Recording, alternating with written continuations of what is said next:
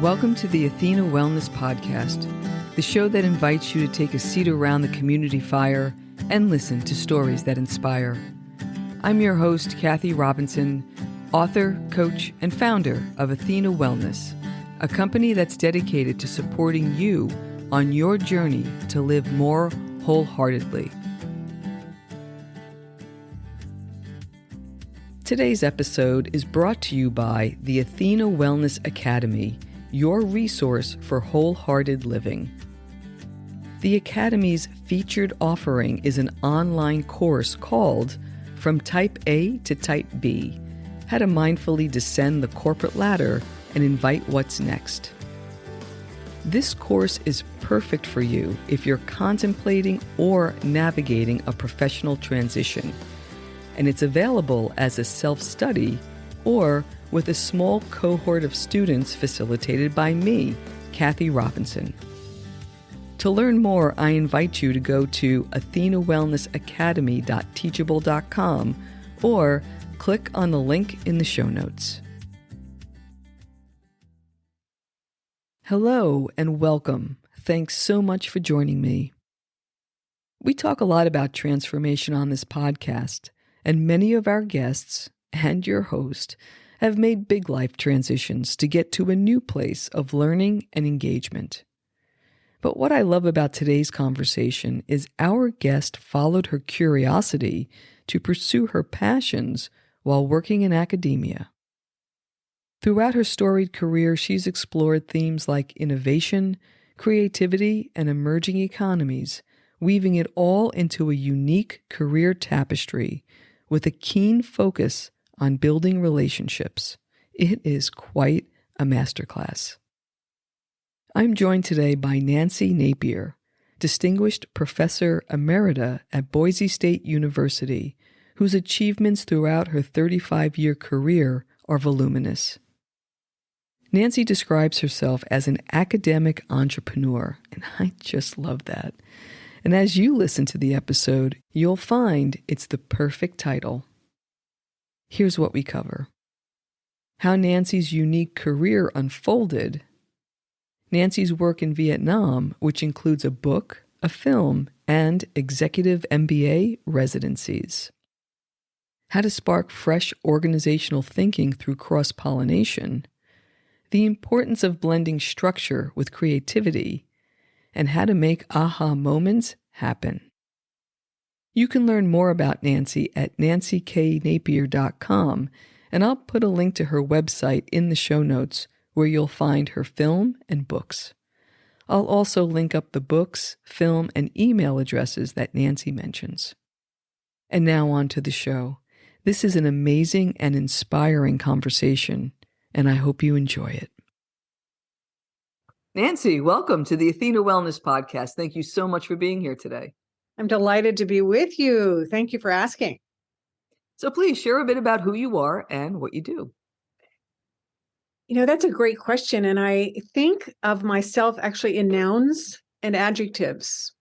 So the simplest noun explanation is that I've been a researcher, and I've been a writer, but mostly of nonfiction for probably 30 some years. So academic books and journal articles and that sort of thing. And then I moved into shorter blogs and newspaper columns and pieces that are more accessible to leaders and managers and just general readers. And more recently, I'm calling myself a fiction writer in training. So I'm making a big shift for me that I didn't realize would be as difficult as it is. It's pretty challenging. I haven't published any fiction yet, but I'm learning a lot, and it's keeping my brain moving in new directions. So those would be the nouns. And then there are adjectives that I've used with a lot of the leaders I've worked with over the years, and I'd like to hope that I fit into those. And two big ones are being an aggressive learner, so constantly looking at things and saying, what can I learn from this? And tied to that is being relentlessly curious. There's so much in the world that is interesting that we can learn about. And often it's the small things that, in my case, small serendipitous moments that turn into something for me that's really important that I can learn from. Mm-hmm. What I love about your professional background is, and you use the word curiosity, you followed your curiosity. So it wasn't the usual academic life that you've led. You've incorporated all kinds of things, innovation, creativity, emerging economy. So can you speak to how all of that unfolded? How did that start? I listen for questions from other people a lot. And I figured this out after I had done it over the years. And looking back, was it Steve Jobs that said you connect the dots looking backwards? It made sense when I looked back on my career that what I had done was listen to students, leaders, other people for questions that came up, and then take advantage of opportunities. So let me give you some examples. Early on, I created and taught in an international business program at Boise State University. And I had a woman student, who came to me one day and she said, one of the other professors told me I'll never be able to do any work in international business because I'm female. And I said, well, I've done it. And if I can do it, anybody can. So that led to a research project for, 4 or 5, 6 years with a colleague, where we looked at professional women working abroad. We started with Japan. We looked at China and Germany and Mexico and Vietnam. And we learned that women actually have advantages.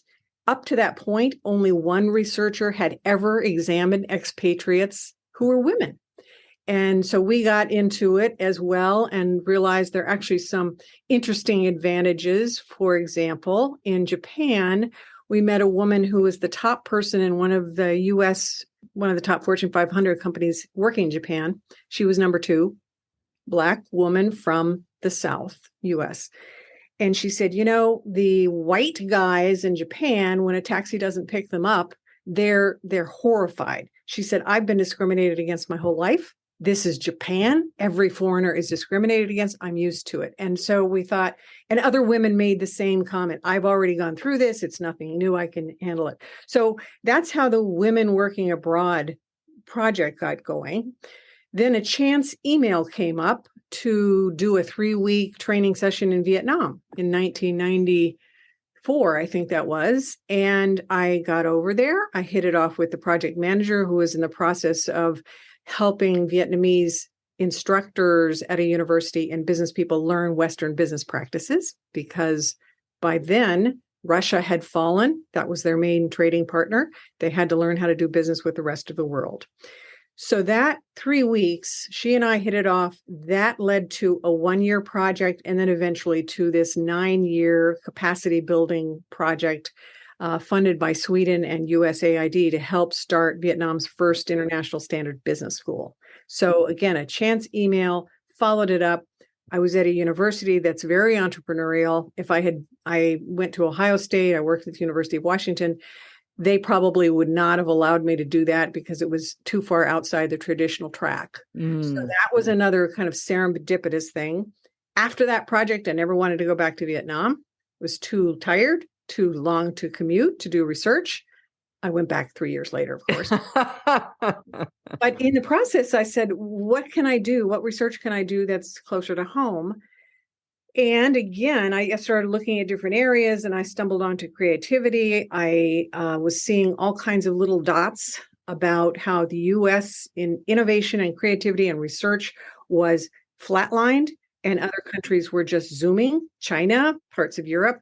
And I went to one of my very smart CEO friends, brilliant guy, and he said, oh, Nancy, I said, here are the 4 data points I'm seeing. What's going on? He said, it's like being a fish in water. We have always been innovative and creative, and we're not changing. The rest of the world is changing. So that led to creativity research, but not for individuals. There's tons on that, musicians and mathematicians, but on organizations. And one summer I said, what are the most different organizations I can find? So this software CEO said, come study us. And I knew the head of the Shakespeare Theater group here, which has gotten lots of kudos nationally. And then I stumbled onto our football program at Boise State. So I had 3 organizations that were as different as I could imagine. And I realized that organizationally, they actually approached creativity in many ways that were somewhat similar. And that surprised me. So then I went very deliberately and looked for other organizations that were really different. So a healthcare organization, our county jail, a dance organization, a marketing firm, an educational organization. And I eventually found and sort of backed into it and realized that all of these organizations were highly creative and high performers in their fields, however measured. So for the Shakespeare Festival, it was having the Yale Drama School write a case study on them. New York Times talked about some work they were doing in Cleveland. For the football team, they got lots of notoriety at a big game. I think 2007 against Oklahoma, the Fiesta Bowl, made them very famous, and creativity was a part of it. So that group then developed first as three organizations. At one point, the football coach said, you go and talk to the CEOs in these other places. Can we just not all meet? And I thought, what a great idea. So that's how the gang got going, of these high performing, highly creative organizations, all based in a super remote location. Boise, Idaho is 5 hours from the next largest city, Salt Lake City, 9 hours to Seattle. So they have had to find ways to learn to be creative on their own. They can't walk across the street in Silicon Valley, go to another tech company. And so they have had to do it basically on their own. And then as leaders, they've connected. And the final example, I guess, again, about 15 years ago, some professors here, a dean or someone said, we need to have an executive master's in business program. We already had an MBA. And they said, you have to put that together and do it. And so we had a group of 5 or 6 very diverse professors. And we started looking around at programs across the world, basically, to see what they looked like. And we said, we are Boise State University. Nobody knows about us. Nobody cares about us. We have no name. We have nothing, no competitive advantage. Other universities, like the University of Washington, was drawing people to their program.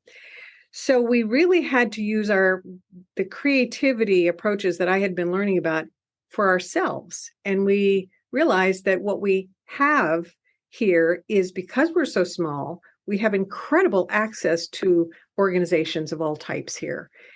And because we had no building, we had no appropriate setting for executives, we held classes initially in those companies like Hewlett-Packard and Micron, which is a large chip manufacturer here, and Simplot, which is they make all of the McDonald's French fries pretty much.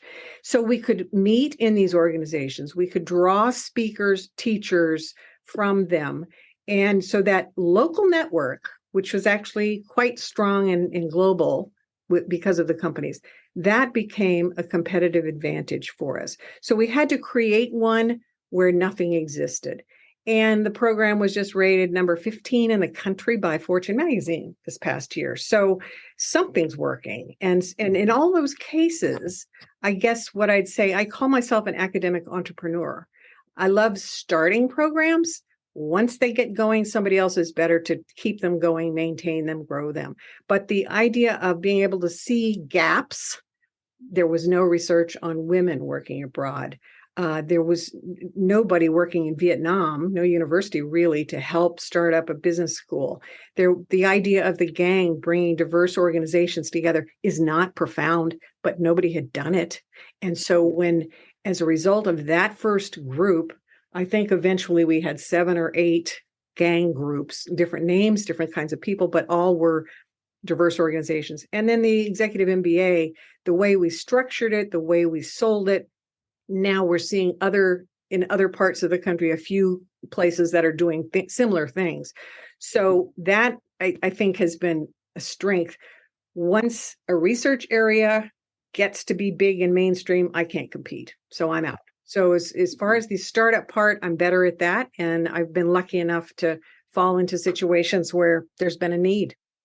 I love that term, academic entrepreneur, because as you were speaking, I'm making notes and I'm like, gee, what you were doing in academia is what I had to learn how to do when I started my own business, right? You're listening for what the problems are, and then you're trying to create solutions. And when you're starting your own business, there's not a big budget. There's not big names. There's no name recognition whatsoever.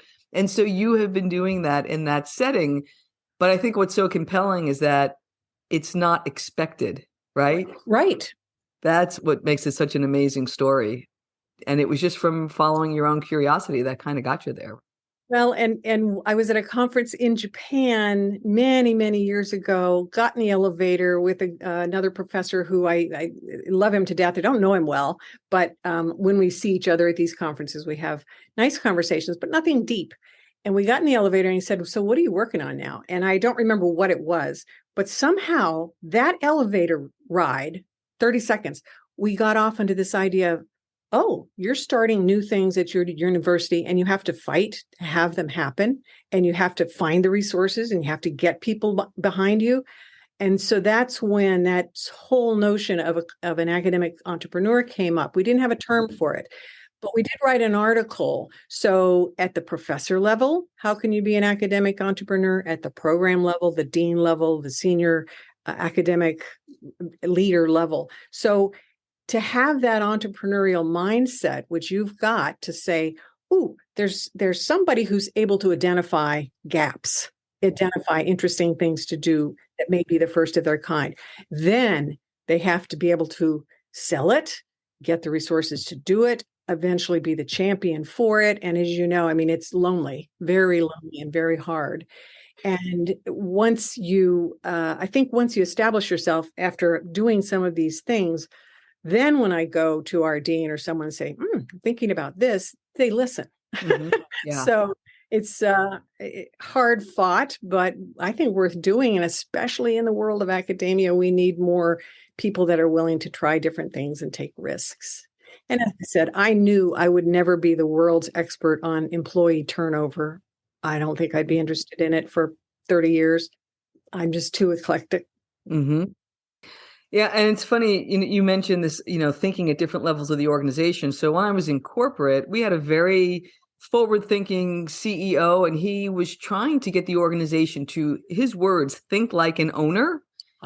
And some people are buying into this, but it's people who have that way of thinking. Everybody else, it's just that, well, what does that even mean to think like an owner? But it was your curiosity that was really the fuel. So if you try to institutionalize something, you really have to connect with a person's why. And it's only that you went through it multiple times that you had the clarity to be able to say what you're doing and then what the outcome was, right? What the output could be as a result of that. And I think that's kind of how you get people on board over time, right?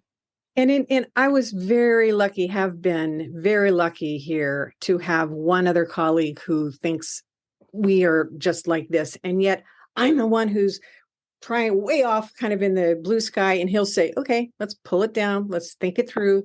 But he's the supporter. He also thinks big thoughts. So I've had somebody along the way. That's been good. The other thing I realized very early on, I gave a talk to a bunch of PhD students a few times about sort of looking back over my career, and some of this is what came up. I'm an academic entrepreneur. I need to do projects that are at, I call it the eye to eye level.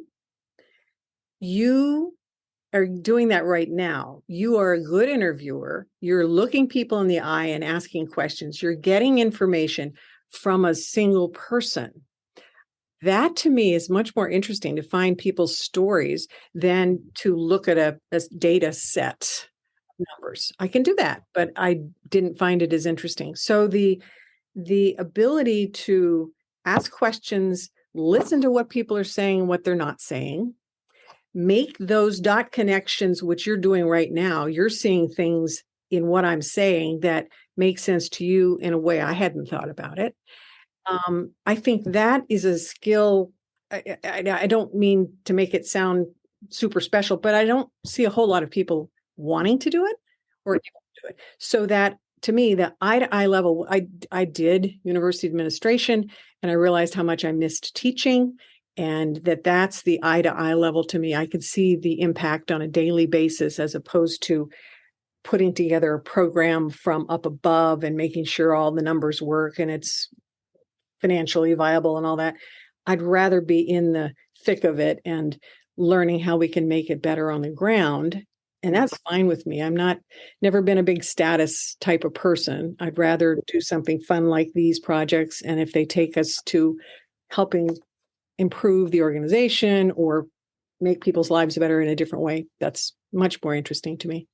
And that leads me beautifully to the next topic, this one-on-one storytelling.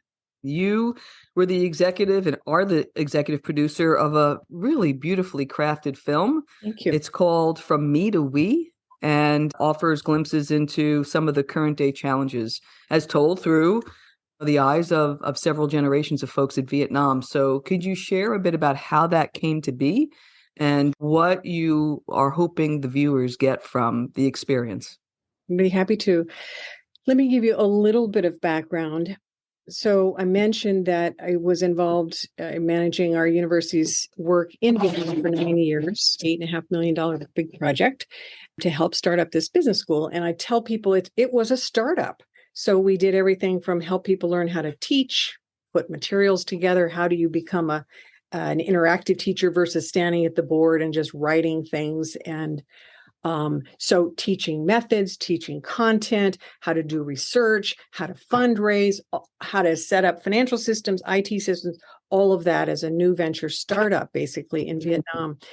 Exhilarating, exhausting, but incredibly stimulating. And those people that we trained, 80 some over the course of 3 different deliveries of our Masters of Business, included professors who are now teaching at universities and business people. Maybe a third of them were business people who are leaders in the country with their own firms, or they work for government agencies or universities. So these are leaders themselves. So that was sitting there, and I've known them forever, and I continue to do some research with them. And I used to teach at that university. And now we take our executive MBAs over every year for a week. We always invite a history professor to come and talk to that group before we go. He's an expert in Vietnam, one of the best teachers in our university. I've known him for years. One year he came, and before he started talking, he said, Nancy, no one's really written about or studied this certain period in Vietnam after the American War for about 15 years, 75 to 90. There was a period of terrible famine. Vietnam was still fighting 2 other wars. And so the resources had to go to the soldiers, so people didn't have enough to eat and so on. And he said, and also there's just not much on people from the North, written about people from the North. And I thought, okay, so you go to Amazon, look up Vietnam. There are 50,000 books about Vietnam, the war, but a lot of them are about the war, soldiers, GI experiences, refugee experiences, and it's all about people from the southern part of the country. Well, the North won, took over, and it was not pretty how things played out. But there was really nothing about the North. And I thought, these are the people I know. I've known them for 20 years. And I've never, because I'm pretty private, never asked them about their lives when they were kids during the war and afterwards.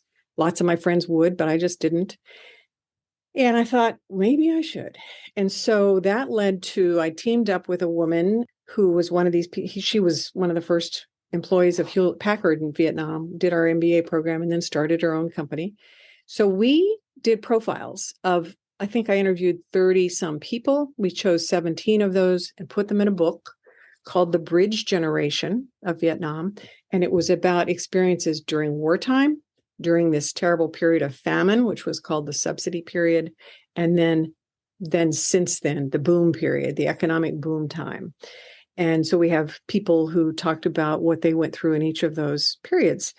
And that I complain when I'm working on writing projects. And I complained to a friend who used to work for PBS, I think in Atlanta.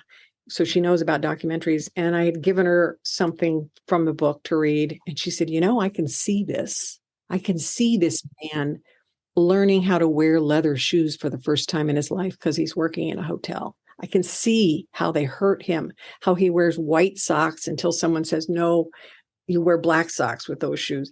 She said, I could just see that in my head. Well, that's the problem. I hear people with an idea. And I said, whoa, okay, what would that look like? And so again, serendipity, and then having one of our executive MBAs had started a marketing firm, a film company, does commercials. We talked to him and his team about doing a little documentary. And so they put together this one called From We to Me. So going from the community to the individual, and used two of the people in the book as key characters. And then there was a younger woman.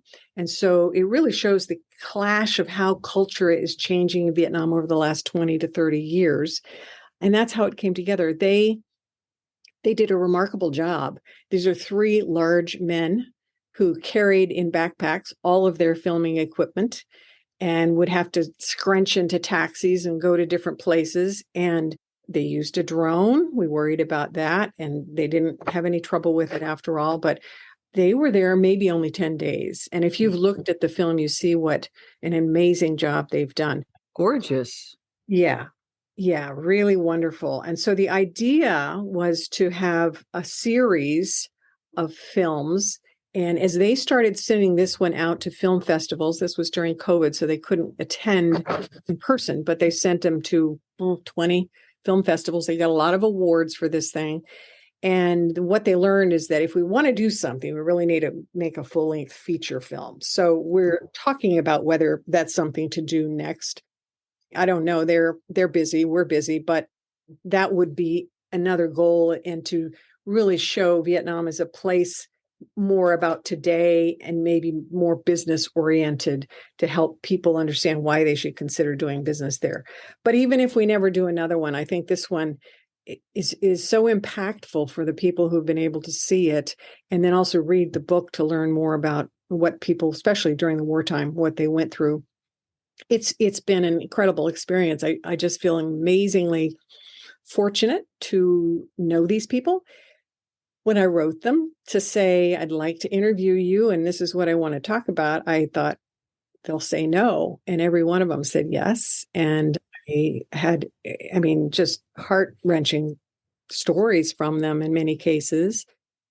They, as you saw in the movie, they talked about that they don't really tell their children they're not interested in what happened so long ago, and that we're going to lose that. Well, I took a young woman with me on some of the interviews in case I needed translation help. But so she was there listening to two or three of these people talk about their experiences. And she sat back at one point and she said, I apologize for my generation.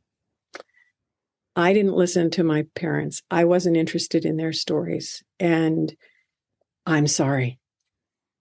And so she told me the next day that she had gone home and asked her dad about some of his experiences. And she said, I really listened for the first time.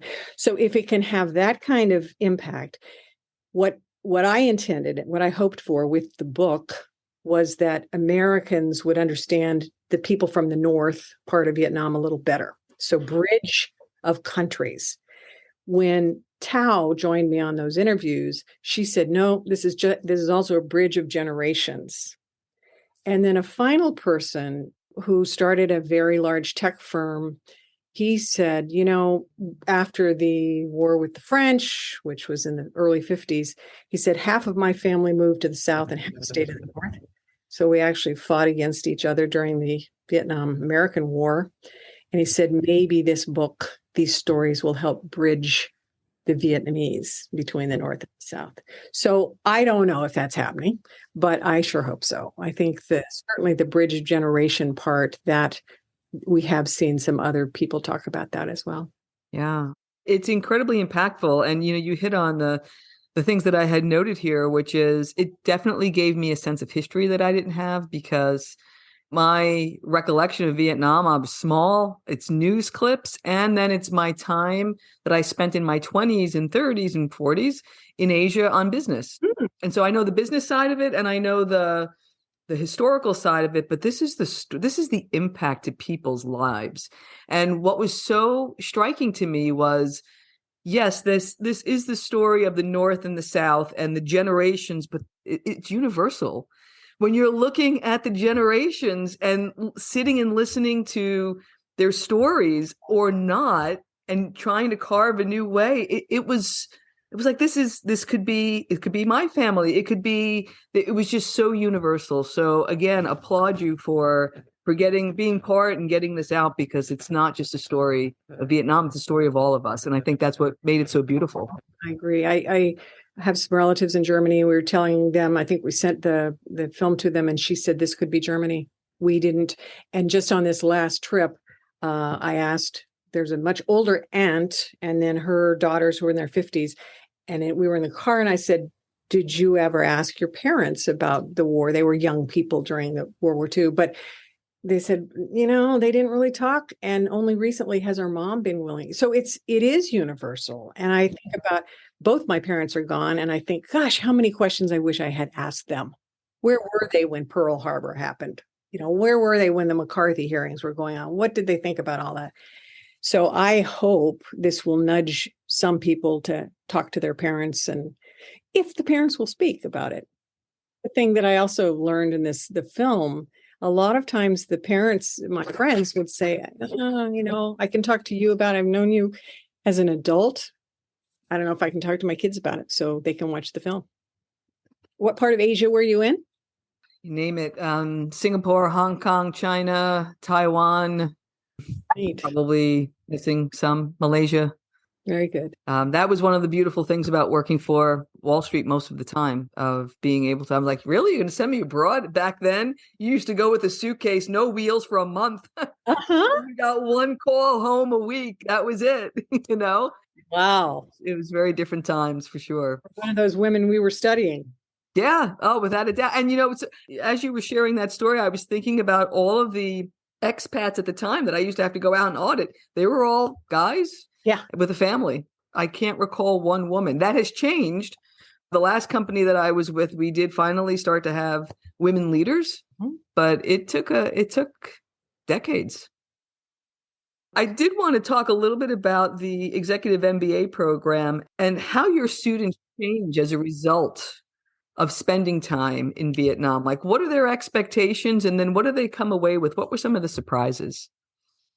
I always ask them before they go to write me a paper on what their expectations are about the economy, social situation, culture, that sort of thing. One caveat I tell them, I give them the do's and don'ts. And I say, no drugs, no brothels, no motorbikes, too dangerous, and no politics.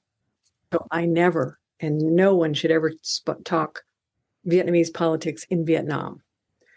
They ask me, and I talk about my own politics here, but never. So that's off limits. So I never even ask them what their expectations are. But they say, it's a communist country. It's going to be lots of soldiers walking around and guns. So they do have expectations of what that might be like. And then other areas. When they come back, I say, now write another paper on where were you right, where were you wrong? And most of the time they were pretty far off. So they come back and say they're surprised at the economic prosperity. When I first went to Vietnam in 94, ratio was 90% bicycles, maybe 5-6% motorbikes, and no cars whatsoever. There were some trucks and some buses, but basically bicycles everywhere. Electricity, power was not reliable. Water was not reliable. People ate on the street, lived on the street. Conditions were not good, not sanitary, all those things. So now when our group goes, it's like you probably experienced in Bangkok. Vietnam, probably, or Hanoi at least, probably has over 170-story high rises now. So they're shocked at that, because we've talked a little bit about some of the old stories, but I'll say it's changed so much. The traffic is bad. The first thing we have to teach you when you land is how to cross the street safely, and they all laugh, and then we show them videos, and then they get there and they understand. So the economic prosperity, they're surprised at, that there are no hovels, that there's clean water, that electricity's on, that Wi-Fi is fantastic all over the country, better than many places. So that's really sort of the material stuff is a surprise. Then This group, we always have them do projects for Idaho-based firms. So a company that is looking for a market supply or new markets. So for example, this past October, we have a large company here, a retail firm that was looking for a source for lawn chairs. And they thought maybe Vietnam would have it. So a group of participants went, and we had 5 or 6 different five projects that the group did. 4 of them came back with terrific leads, either market sources or supply sources. You know, from working in Asia, how much time you probably had to spend drinking tea out and drinking beer at night, just spending time building that relationship. Yep. As my colleague and I say, we spent years drinking tea and beer for you all. So when you get there, all these folks, not 80 anymore, but maybe 30 strong relationships that we have in Hanoi with people in business, we can tie you in and they will know who you can talk to. So the efficiency of getting to the right people, because of relationship building we did over time, we can transfer that trust to our group. Never set foot in Vietnam, but because so-and-so knows us or knows somebody who knows us, they can get in. So that the value of relationships, particularly in business over a long period, that surprises them. We don't, in America, it's important, but it's not quite the same level of depth. I'm just amazed. We joke that in the US, it's 6 degrees of separation to wherever you want to go. In Vietnam, it's 2. So the people that we know, one of them who started his own company, he's Mr. Entrepreneurship. He was in Boise as a student here, and he used an ID card, and he said, I can get into the cafeteria, into sports events, into the library. So he went back to Vietnam and started a company to make ID cards. Then they began to make Visa and MasterCard cards. Then they've gotten into e-passports and e-ID cards, security stuff. I mean, he's brilliant, does a lot of work for the government. So he sent me a picture a while back of himself with the ambassador to the US. He was in Washington, just went to see the man. He knows the president of Vietnam. So there's this 2 degree of separation. So we know people now who are at the very top levels in the country, and we can introduce our guys. So that relationship, I think that surprises them. Some of them are maybe their parents grew up during the Vietnam War. Maybe their uncles fought there, and maybe they have really bad experiences and bad things to say about the Vietnamese. So there's sometimes, not with everybody, but with some of them, there's a little reluctance to go because they've heard only negative things. And they get there, and the Vietnamese are incredibly open, and they speak English, especially the kids. And they want to know about America, and they have internet, so they know the movies and everything. And I say, remember, the Vietnamese won the war. We're the one with the chip on our shoulder. They aren't. And I remember the very first day I showed up there in whenever it was, February 94. I mean, really primitive conditions at the university. People had 2 changes of clothing. They always looked super nice and clean and everything, but they didn't have much. They were really thin. And one of them came up to me and he said, well, we beat you in the war. We will beat you in business. And I thought, you don't even know what the language, the vocabulary for business is yet. And you have that kind of confidence. And they will. They will. So that's been part of the surprises for the group. And I think the last thing, actually, I just invited a group to come speak to our current new executive MBAs to tell them about the trip in October. And one of the people I invited for this reason, she said to me, I didn't want to go. I'm really nervous. She's a doctor, a really big time doctor, children's pulmonary specialist or something. And she said, I just didn't want to go. I was scared. I thought it would be dirty, scary, and soldiers all over the street. And halfway through the week, she said, I can't believe this. I absolutely love it. I'm learning. I'm experiencing things I never thought I would. I feel great. The people have been so wonderful. So she was then she said, maybe I'll travel someplace else. And I thought, okay, if that opens up their eyes to travel as a great thing to be doing. I just discovered Eugene Levy's show called The Reluctant Traveler? I just heard about it. Yeah. It is hilarious. He didn't want to travel, doesn't want to go anywhere. And so it's the same sort of process. Watching someone, their eyes get bigger, they're shocked, and then they are engaged, and then they just embrace it. And so that's what I love watching every time we take them there. It changes people. And of course, I'm curious now, how did Vietnam change you? Oh, gosh, in too many ways, I guess. Vietnam was part of my life for a long time. My dad was there before anybody knew where Vietnam was. So in the early 60s, he was an infantry officer. And then I met a man and married him who had been a conscientious objector during the war, was drafted, and he spent a year as a medic in Vietnam. So before he met my dad, of course, he was terrified. Well, they my father, I remember I was a kid, but when he came back, he gave a talk at a church or something, and he said, we'll never win this war. This is a different kind of war. They have time. They will wait us out. We'll never win. And I remember the adults just poo-pooing him. Of course, he was right on that. So before I went the very first time, both of them were incredibly supportive. And so I went into it with open eyes. Neither, of course, had been in the North. And it was the first time I was there, I went to the canteen, which was the faculty members I worked with over there refused to go because it was so terrible. But the foreign professors would go and sit because we thought, we need to do it. So I'd sit there with my 15-cent lunch and dogs roaming around on the concrete floor and ladies squatting on the floor, chopping up chicken. And a student came over and he said, could I sit with you and practice my English? I said, of course. So he said he's an accounting student. He wanted to learn English and become a professor. And I said, wait a minute. As an accounting student, you could go work for one of these foreign accounting firms in Hanoi and make 10 times what you'll make as a professor. But he said, I can't change the country that way. So it was that sort of thing that over and over, the people we worked with said, we can change the country. And so to see that and watch that, and it's happened. It gives me chills to think about it. I get all choked up. But watching that and being a tiny part of it I feel just, again, so fortunate, so lucky to have been able to be part of it. So it's changed me in that regard. I did take my kids with me one semester.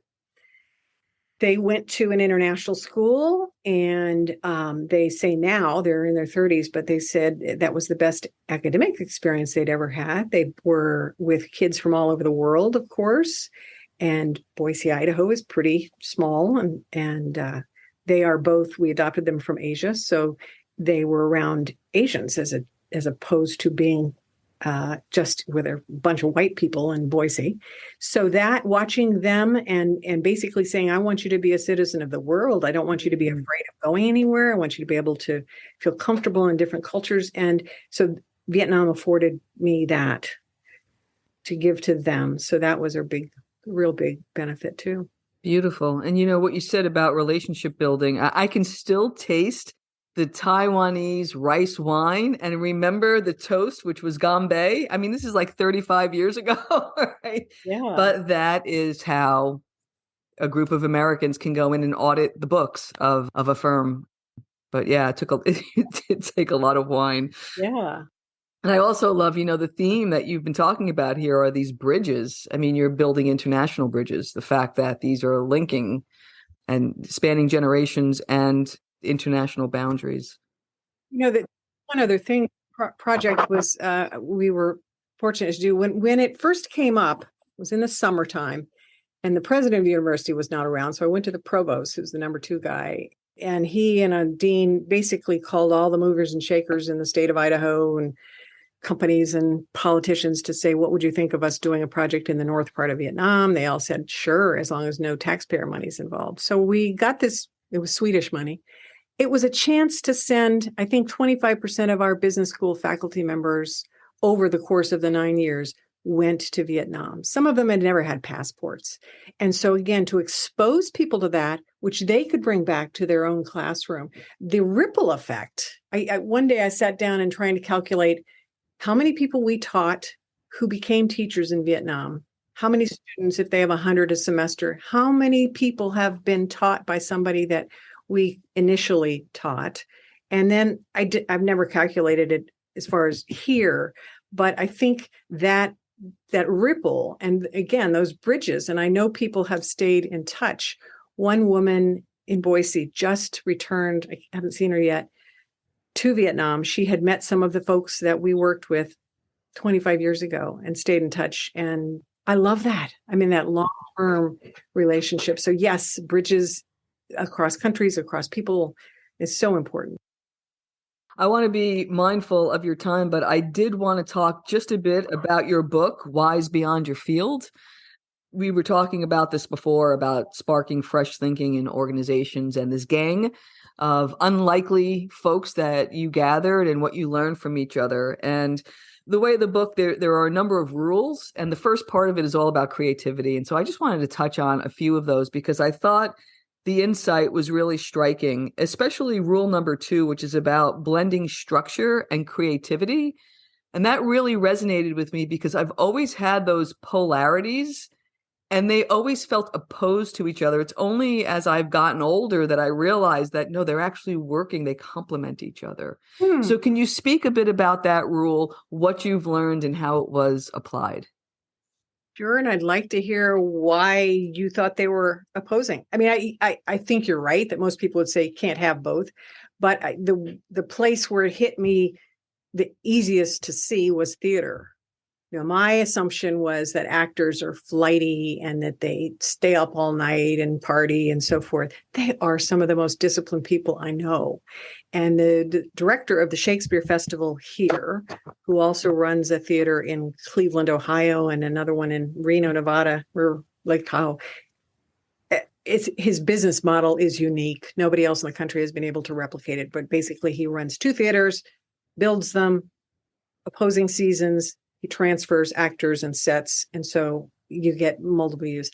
But he said at one point, he said, well, course structure is important. With the theater, you have a clear play. You have these lines you have to do. You have opening night.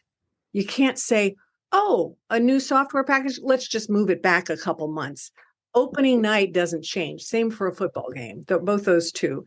And so they say, if you have a clear sense of what you have to do, when you have to get it done, what rehearsal structure looks like, how many days, how long, who does what, when, there's your box. Inside of that, you can be free. But if you have to constantly think about, gosh, should we have a rehearsal today? Should we do it from 3 to 5 or from 9 to 4? He said, you just set all that stuff up, and that's the easy stuff, but then you can relax on the rest of it. And one of the football coaches once said, he was at a conference with big name coaches. And one of them says, so when do you start getting ready? You know, what do you do the week before a game? And this guy said, I didn't say this out loud, I'll tell you, Nancy, but he said, what are you talking about? We have a structure from January, the last game we play, we set in place what we're going to be doing until the first game in September or whatever it is. So it's highly structured, scheduled, all that. And then within that, they can make changes. The football coach that I got closest to was the guy who won this big game in Oklahoma and went to the University of Washington, and now he's retired. But at one point, when I first met him, he said, football is not creative. We do the same things we did in the 1950s and 60s. It's all about structure. It's all about the process, same stuff. No creativity. And I said, okay, but you told me you would give me 45 minutes. Can I ask some questions? Okay. So I walked away thinking, you say you're not creative, but you recruit differently than other programs. You train your coaches differently than other programs. You train your players differently than other programs. Huh? He kept letting me return. And finally he said, well, okay, I guess we do things differently to get better, which is a lovely definition of creativity.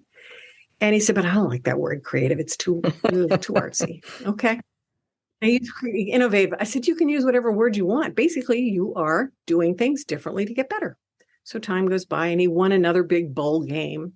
And in his interview with somebody, the paper or some commentator. He said, well, we're just creative. That's just who we are. And I said later, aha, so we've got you there. But it took him a while to accept that what he was doing was already creative, innovative, however he wanted to define it. So, but he thought of himself initially as this structured organization, structured process, structured way of doing things. And so how could you have creativity in that? And so that's why it makes sense once they realize that, well, the structure allows you to be creative inside. You don't have to be thinking about what you're going to do on those basic things. Yeah. And I love you have, some prompts at the end of each one of these rules. And for this one, it was, where can you have structure that you can use to allow more opportunity for creativity, like you just said? And then where can you eliminate structure that's inhibiting creativity, which I thought, I love those two sides of it. And then just one other quick follow-up on the next rule is about making aha moments happen. And I just love to hear your take on how you define an aha moment and then how you get there. Yeah. So actually, an aha moment is when something, you understand it suddenly, or you come up with something new. And this one, again, serendipity came into play. I was giving a presentation to the football coaches about the creativity work. And this same coach leaned back and he said, we get players for 4 years, maybe 5. It takes them 2.5 years to get it, to know why they're here, what they're doing. They're students, they're playing football, but how do we help them get it faster? So that's one type of aha moment. How do you help somebody learn something faster? And then the other one is to say, I can take 2 odd pieces and put them together and come up with something new. So this process to me has at least 3 parts to it. So you collect information and then put it in chunks and sort of understand what it is. Then you use some processes to spark this aha, to help yourself come up with something a little different. And then you check it, you verify it. You say, does this make sense? So collecting information. Here was the problem. A jail deputy over 2 supervisors saw that the supervisors, one was the day shift guy, one was the night shift person. And so same inmates, just day or night. The night shift reported all kinds of incidents that the inmates were doing, getting into trouble.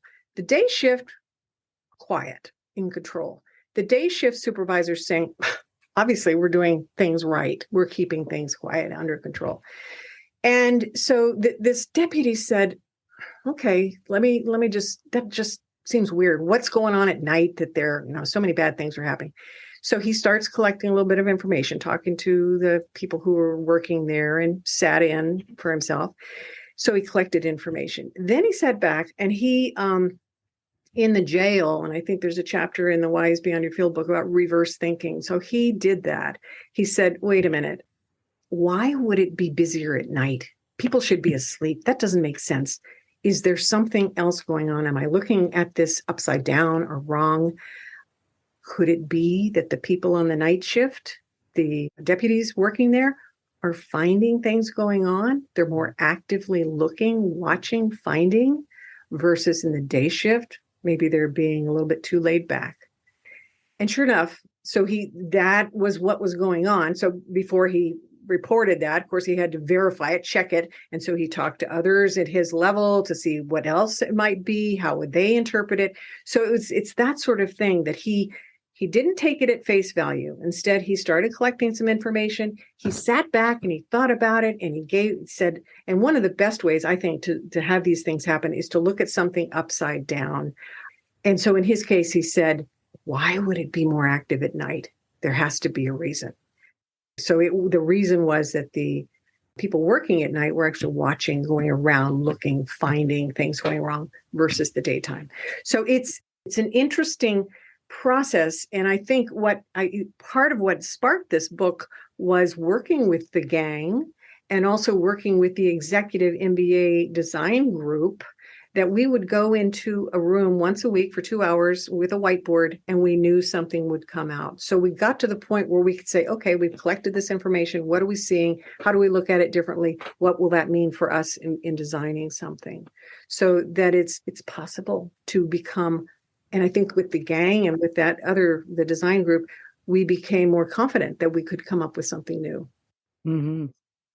And what I love about this is at a macro level, it really summarizes your career, right? You've collected the data. You've used the word serendipity throughout this conversation.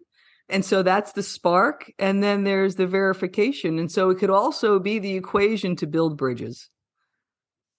Good job of putting those dots together. I hadn't thought about it that way. I love that. Wow. Thank you. Yeah. Fantastic. Wow. Yeah.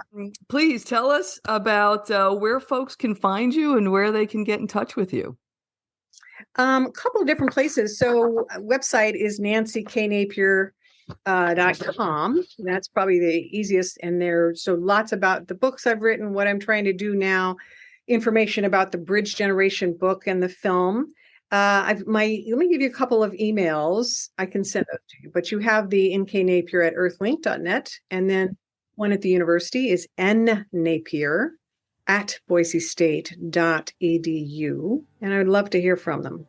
Great. That sounds wonderful. And it was such a wonderful, heartwarming conversation. And I thank you so much for your time. Really appreciate it. I appreciate yours. Thank you so much for inviting me. Thank you so much for joining me today. I know there are many ways you can spend your time. Thank you for choosing to spend it with me. Until our paths cross again, be kind to yourself and show your warrior spirit some love. If you know anyone who could benefit from today's episode, please pass it on. And many thanks for supporting the show by subscribing and leaving a review. It means a lot, and it helps others find their way to our circle. If you'd like to access the show notes, have a question you'd like addressed on a future episode, or would like a transcript of this episode, visit www.athenawellness.com/podcast. Until next time, be well.